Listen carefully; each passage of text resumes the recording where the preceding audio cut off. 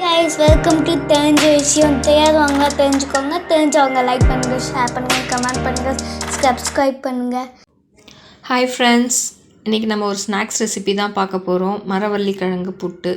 தேவையான பொருள் மரவள்ளி கிழங்கு, தேங்காய், சர்க்கரை, உப்பு, தண்ணி. தேவையான அளவுக்கு சும்மா கொஞ்சமாக இருந்தால் கூட போதும். ஃபஸ்ட்டு கிழங்கு நல்லா தோல் சீவிட்டு துருவி வச்சுக்கணும். இது ஆக்சுவலாக இன்னொரு டைப்பும் செய்வாங்க. நல்லா கிழங்க வாஷ் பண்ணிவிட்டு பீஸாக கட் பண்ணி இட்லி குண்டானில் வேக வச்சு அந்த மாதிரியும் செய்யலாம்.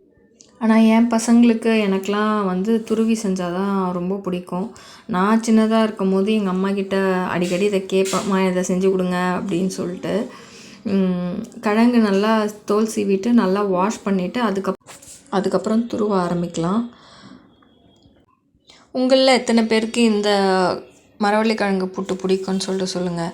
துருவின பிறகு இட்லி குண்டானில் தண்ணி கொதிக்க வச்சு இட்லி குண்டான் தட்டில் அப்படியே பரவலாக தூவி விட்டா மாதிரி வேக வைக்கணும். இது ஒரு 5 to 7 minutes இருந்தால் போதும். அதுக்குள்ளே அது வெந்துடும். இந்த கேப்பில் நம்ம வந்து தேங்காய் துருவல் ரெடி பண்ணிக்கலாம். நான் வந்து இந்த துருவுறது அது மாதிரிலாம் எனக்கு செட் ஆகாது. அதனால் நான் மிக்சியில் ஒரு இன்ச்சு கொடுத்து எடுத்துப்பேன். ஸோ அப்படி தான் இன்ச்சு கொடுத்து எடுத்துருக்கேன் பாருங்கள். இப்போ கிழங்கு வெந்துருச்சு. அதை எடுத்து ஒரு பவுலில் போட்டு உப்பு தண்ணி போட்டு பிசறணும். செம சூடாக இருந்தது, கொட்டவே முடியல, எப்படியோ கொட்டிட்டேன். நெக்ஸ்ட்டு ஒரு பவுலில் தண்ணியில் உப்பு போட்டு ஒரு 2 நிமிஷம் கரைச்சி வச்சுட்டு சைட் பை சைடு ஏலக்காய் வந்து அந்த புட்டில் வந்து போடணும். ஏலக்காய் பொடி இருந்ததுன்னா ஏலக்காய் பொடி போடுங்க. அது என் பொண்ணுக்கு பிடிக்காது. அதனால் நான் வந்து ஏலக்காவை அப்படியே பிச்சு போட்டு அந்த ஃப்ளேவருக்காக போட்டிருக்கேன்.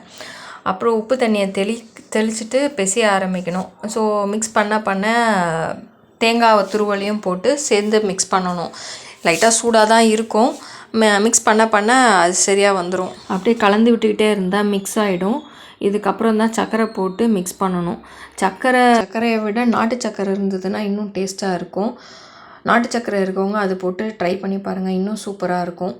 ஸோ சர்க்கரை போட்டு நல்லா மிக்ஸ் பண்ணி இப்போ உருண்டை பிடிக்கணும். எனக்கு சால்ட்டு பத்தாத மாதிரி இருந்ததுன்ட்டு நான் தண்ணி தெளித்து மறுபடியும் உருண்டை பிடிக்கிறேன். அவ்வளோதான் ஃப்ரெண்ட்ஸ், மரவள்ளி கிழங்கு புட்டு ரெசிபி பிடிச்சதுன்னா ஷேர் பண்ணுங்கள், கமெண்ட் பண்ணுங்கள், சப்ஸ்கிரைப் பண்ணுங்கள் ஃப்ரெண்ட்ஸ். தேங்க்ஸ் ஃபார் வாட்சிங்.